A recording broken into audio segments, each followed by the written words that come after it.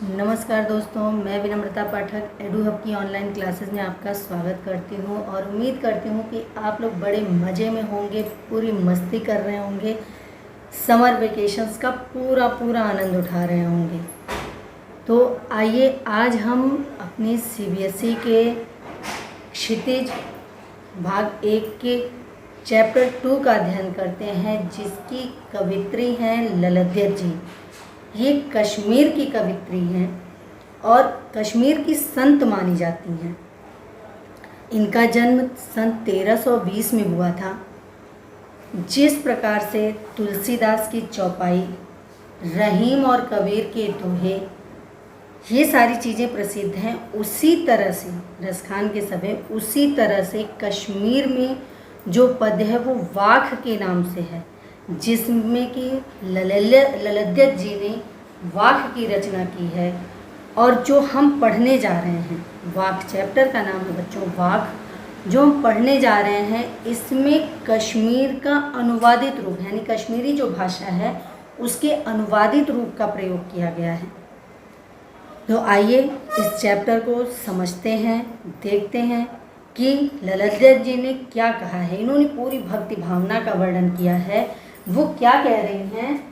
रस्सी कच्चे धागे की खींच रही मैं नाव, रस्सी कच्चे धागे की खींच रही मैं नाव, जाने कब सुन मेरी पुकार, करे देव भवसागर पार। क्या कह रही है? रस्सी जो है कच्चे धागे की है। अब यहाँ रस्सी से तात्पर्य क्या है बच्चों? रस्सी से तात्पर्य है कि जो मेरे धागे, जिस धागे से यानी जो मेरे प्राण रूपी धागा है वो कच्चे यानी बहुत कमज़ोर है, बहुत छीड़ है, बहुत पतला है। तो रस्सी कच्चे धागे की खींच रही मैं नाव, यानी मुझे इस भवसागर को पार करना है, प्रभु के चरणों में जाना है, या भगवान की प्रेम भक्ति को पाना चाहती हैं और भक्ति रूपी जो इनकी नाव है उसको खींचना चाहती हैं, जिसका कि प्राण रूपी जो धागा है, जो रस्सी है, वो बहुत ही कमज़ोर है और वो खींची नहीं जा रही, यानी उससे पार लगना बड़ा मुश्किल सा प्रतीत होता है। तो रस्सी कच्चे धागे की खींच रही मैं नाव, जाने कब सुन मेरी पुकार। हे प्रभु, तुम्हें कब मेरी पुकार सुनाई देगी? यानी मैं अपना प्रयास तो कर रही हूँ, लेकिन आप भी मेरी पुकार सुनिए। जाने कब सुन मेरी पुकार, करे देव भवसागर पार। हे प्रभु, आप कब मुझे इस भवसागर से पार करेंगे, यानी मोक्ष की प्राप्ति मुझे कब होगी, इस सांसारिक भवजाल से मैं कब निकलूंगी। पानी टपके कच्चे सकोरे, व्यर्थ प्रयास हो रहे मेरे। अब इसका तात्पर्य क्या है? यानी इनका जो प्रयास, यानी अगर पानी के सहारे ये जीती हैं तो पानी को एकत्रित भी कहाँ करें? पानी टिकता ही नहीं, यानी जो पानी टपके कच्चे, इनका जो जीवन है वह कच्चे टकोरे, टपकते हुए टूटे फूटे कटोरे के समान है। तो पानी टपके कच्चे सकोरे, कच्चे सकोरे में से पानी टपकता जाता है, वह एकत्रित तो हो ही नहीं रहा, व्यर्थ प्रयास हो रहे, यानी मैं जितना भी प्रयास करती हूँ वो सारे ही निष्फल हो रहे हैं, व्यर्थ हो रहे हैं, बेकार हो रहे हैं, सफलता की प्राप्ति कहीं नज़र ही नहीं आ रही है। जी में उठती रह रह ऊक, जी में उठती रह रह हूक। हूक का मतलब है बच्चों तड़प, वेदना, यानी उनके हृदय में बार बार बड़ी अजीब सी तड़प उठती है, बेचैनी उठती है, वो अंदर से कष्टकारी हो गई हैं, बिल्कुल पूरी तरह से कष्ट से भरी हुई हैं। तो जी में उठती रह रह हो, यानी रह रह के हृदय में बड़ी तड़प सी उठती है, घर जाने की चाह है घेरे, यानी हे प्रभु, आपके पास आने की हमारी जो वेदना है वह बार बार तड़पती है और बार बार यही लगता है कि मैं कब प्रभु के चरणों में पहुंचूंगी, कब प्रभु के पास पहुंचूंगी, यानी इस भवसागर रूपी संसार से कब पार लगूंगी। तो इसमें आप मेरी सहायता करिए। पूरा साधारण सा अर्थ है बच्चों की, कह रही हैं मेरी जो प्राण रूपी रस्सी है यह बहुत ही कमज़ोर है और इसके भरोसे पे मैं अपनी जीवन रूपी नाव को नहीं खींच सकती। तो हे प्रभु, मेरी मदद कीजिए, मेरी रक्षा कीजिए और मेरा सहारा बनिए, मुझे अपने चरणों में स्थान दीजिए। यानी वो भगवान के प्रेम को पाना चाहती हैं। तो इसमें विशेष क्या है बच्चों? विशेष यह है कि यहाँ कवित्री ने ईश्वर प्रेम को पाने की आतुरता व्यक्त की, यानी उन्हें बहुत ही जल्दी है, बहुत बेचैनी है भगवान को प्राप्त करने की। नेक्स्ट है कश्मीरी भाषा का अनुवादित प्रयोग है, यानी कश्मीरी भाषा जो है, यानी वाक्य जो है वो कश्मीरी पद्य का रूप है, तो उसमें इसका अनुवादित रूप प्रयोग किया गया है। रह रह में बच्चों पुनरुक्ति प्रकाश अलंकार है और इसमें कवित्री ने पूरे जीवन को समर्पित करने का पूरा निचोड़ निकाल दिया है और भगवान से बड़ी ही विरह रूपी में वेदना से प्रार्थना कर रही हैं कि हे भगवान मुझे इस भवसागर से पार लगाओ। नेक्स्ट है बच्चों आपका, आइए देखते हैं। अगला है बच्चों, खा खाकर कुछ पाएगा नहीं, ना खाकर बनेगा अहंकारी, सम खा तभी होगा समभावी, खुलेगी सांकल बंद द्वार की। खा खाकर कुछ पाएगा नहीं। अब इससे मतलब बच्चों ये नहीं है कि ठूस ठूस कर खा लेना, जैसे कि नॉर्मल बात में अरे खा लिया बहुत ज़्यादा, सिर्फ मस्ती वो एक अलग चीज़ है, लेकिन यहाँ पर खा खाकर कुछ पाएगा नहीं से तात्पर्य है बच्चों कि ये जो संसार में भोग विलास के साधन हैं, जो कामुकता की भावना है, यानी भौतिक संसाधन का प्रयोग करके आप पूरी तरह से भौतिक संसाधन में, सांसारिक भोग विलास में लिप्त हो जाएं, यानी पूरी तरह से अपने आप को भौतिक संसाधनों का आदी बना दें, इससे कुछ भी प्राप्त होने वाला नहीं है। क्या कह रही हैं कि खा खा, कवित्री इसमें यह बताना चाहती हैं कि आप भोग विलास को त्याग कर सच्चे हृदय से प्रभु की भक्ति कीजिए, जिससे हमारे मोक्ष के द्वार खुल जाएं। इसमें क्या है, खा खाकर कुछ पाए, यानी भोग विलास को त्याग कर, भौतिक संसाधनों का त्याग करके बच्चों आगे बढ़ो, भगवान की भक्ति करो, उसमें विलीन न हो जाओ जिसमें जीवन समाप्त सा होता नजर आ रहा है। एक दिन ये जो हमारा शरीर है ये नश्वर है, एक दिन इसे समाप्त हो जाना है, तो कुछ अच्छा करके जाएं। ये नहीं है कि बस अहंकार में बिना वजह लड़ाई झगड़े में पड़ के और किसी के हृदय में स्थान न बनाकर यहाँ से चले जाएं, नहीं, ऐसा नहीं है। यानी अहंकार को त्याग दो, भोग विलास को त्याग दो, भौतिक संसाधनों को त्याग दो। क्या है, खा खाकर कुछ पाएगा नहीं, इनसे कुछ भी प्राप्त होने वाला नहीं है।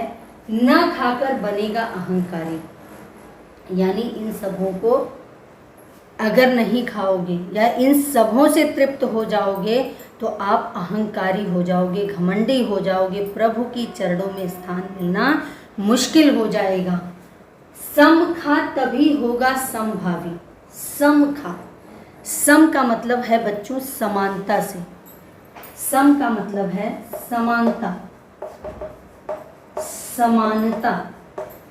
सम खा तभी होगा संभावी, इसका तात्पर्य है सम खा यानी समान रहो, हर परिस्थिति में, सुख हो दुख हो, किसी तरह की कोई पीड़ा हो या किसी की मदद करने का कोई ऐसा आपको अवसर प्राप्त होता है तो आप विचलित न हो, परेशान न हो, आप समानता की भावना रखें। अगर सम खाते हो, समानता की भावना रखते हो तो संभावी यानी यश को प्राप्त करोगे बहुत अच्छे से।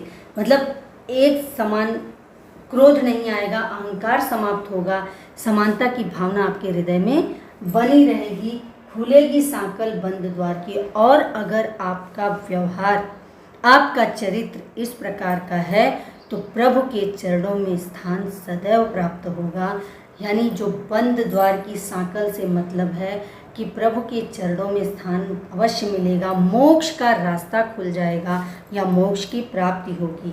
तो इसका सीधा सा मतलब है बच्चों कि घमंड को त्याग कर, भौतिक संसाधनों से दूर रहकर, सबके साथ समानता की भावना यानी किसी भी तरह का अहंकार न रखकर, किसी भी तरह की गलत भावना न रखकर सबके साथ समानता की भावना रखें और सुख और दुख में एक जैसे बने रहें।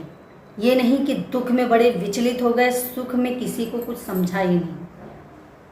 ऐसी भावना नहीं होनी चाहिए। अगर आप इस तरह से बन जाते हैं तो प्रभु के चरणों में स्थान अवश्य मिलेगा, यानी मोक्ष की प्राप्ति अवश्य होगी। तो इसमें भक्ति रस, एक तरह से भक्ति भावना का बड़ा ही सुंदर चित्रण किया है कवित्री ने। अनुप्रास अलंकार का प्रयोग है बच्चों।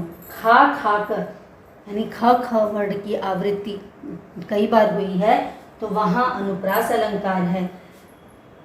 अंतिम पंक्ति में रूपक अलंकार है। खुलेगी सांकल बंद द्वार की। बंद रूपक अलंकार कैसे है बच्चों?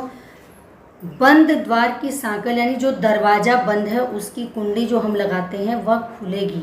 और यहाँ इससे तात्पर्य है कि प्रभु के चरणों में मोक्ष के लिए स्थान प्राप्त होगा।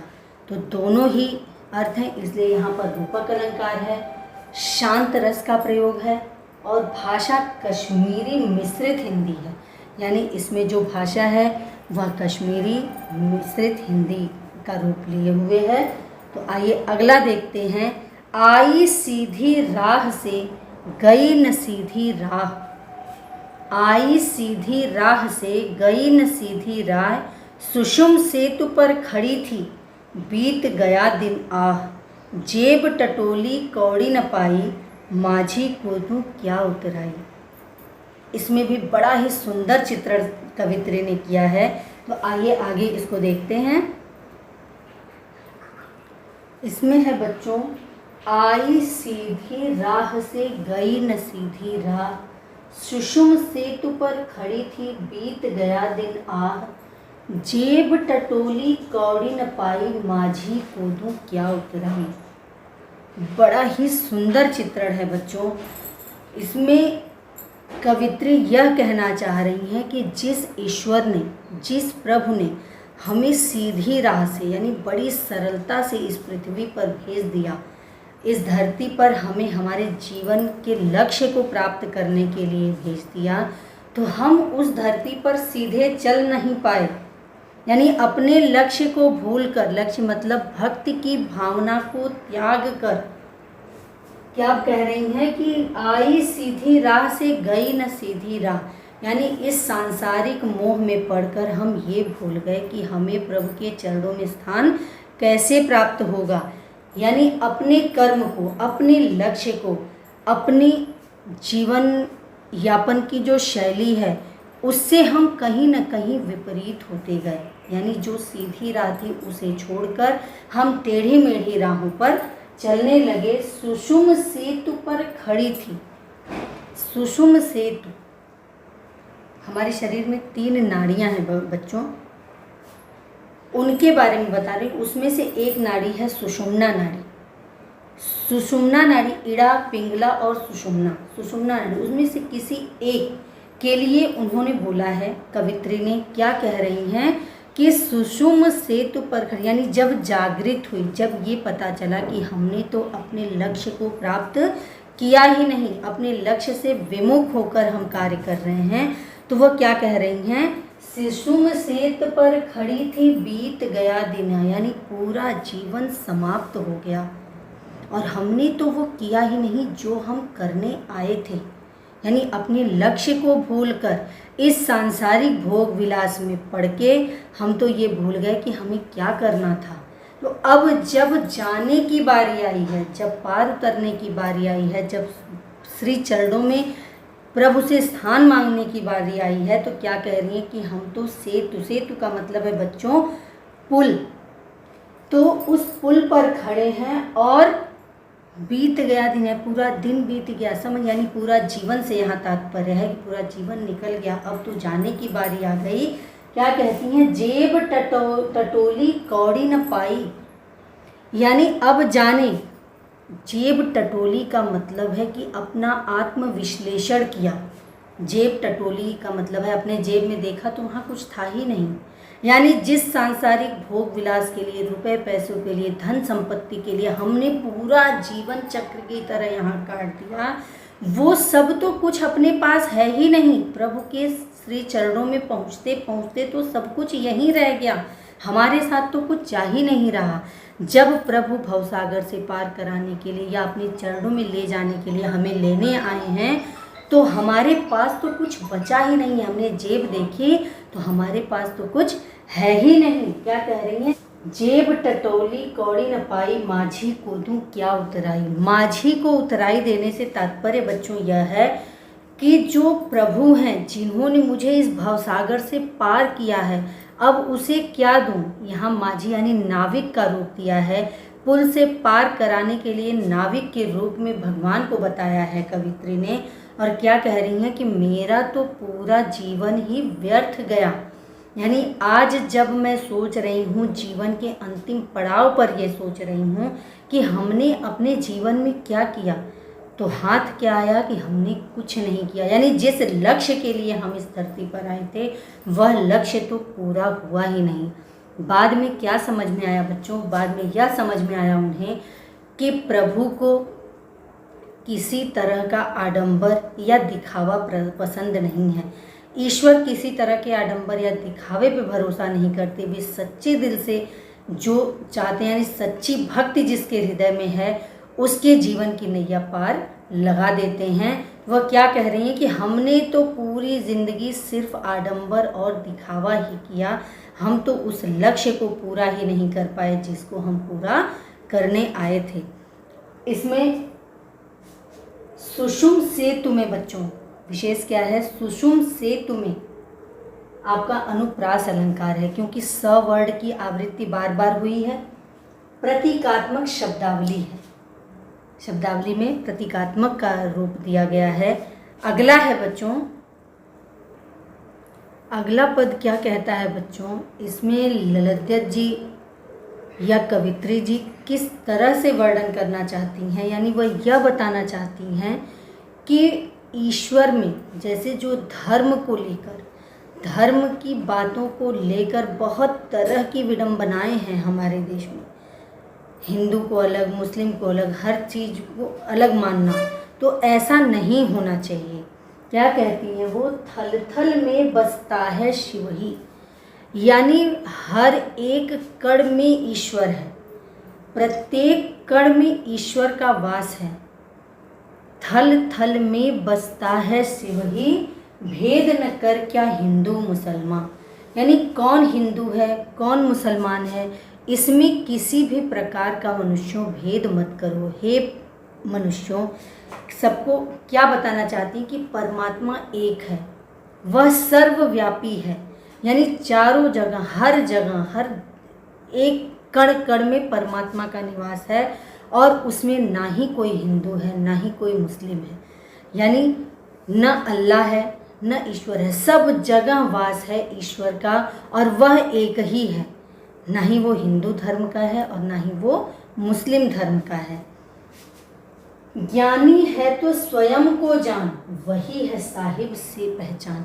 क्या कह रहे हैं कि अगर ज्ञान, जैसे लोग धर्म को लेकर बहुत ही ज्ञान बांटते फिरते हैं, यहाँ बताना वहाँ बताना, ये शिव है तो वो सत्य है, वह दुर्गा है या वह अल्लाह है, इस तरह की बहुत सारी बातें, बहुत प्रवचन हम सुनते हैं अपने समाज में।